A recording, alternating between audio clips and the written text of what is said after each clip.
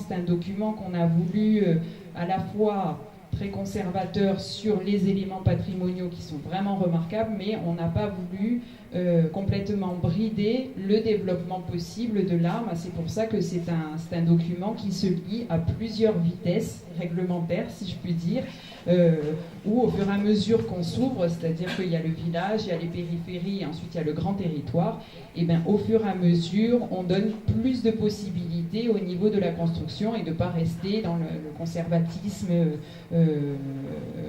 On ne veut pas, quelque part, on ne veut pas de village-musée. Cette année, on a choisi de faire les journées de patrimoine sur le thème de la VAB, de l'aire de valorisation de l'architecture et du patrimoine, qui va s'appeler SPR après, enfin, peu importe le terme.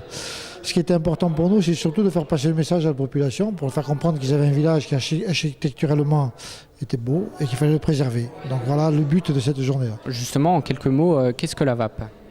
La VAB, si vous voulez, c'est un document qui cadre la construction, les modifications de construction. Aujourd'hui, quand on pose un permis de construire à l'arme, il y a un cahier des charges qui impose certaines choses.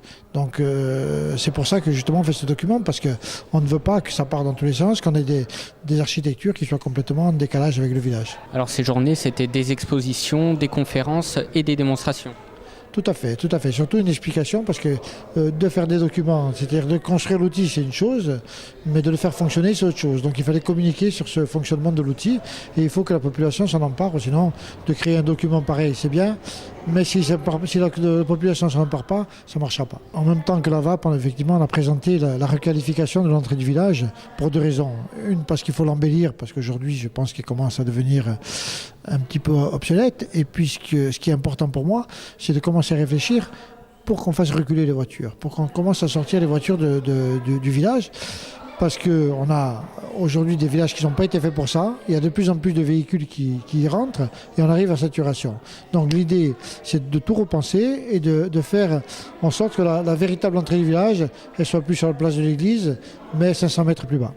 Donc il y a toute une réflexion qui s'est faite là-dessus. La commune de Lam a une commune qui a un patrimoine matériel très riche. Comment le mettre en valeur, c'était la question de ces journées ? Oui, c'était la question de ces journées, c'est surtout de le préserver, parce que le mettre en valeur, c'est une chose, mais de ne pas l'abîmer, c'est surtout une autre chose. Donc c'est surtout le but, c'est de ne pas faire en sorte que ce patrimoine il se détériore au fil du temps. Cette année, le thème de ces journées du patrimoine, c'était la jeunesse et le patrimoine. Donc un petit mot là-dessus.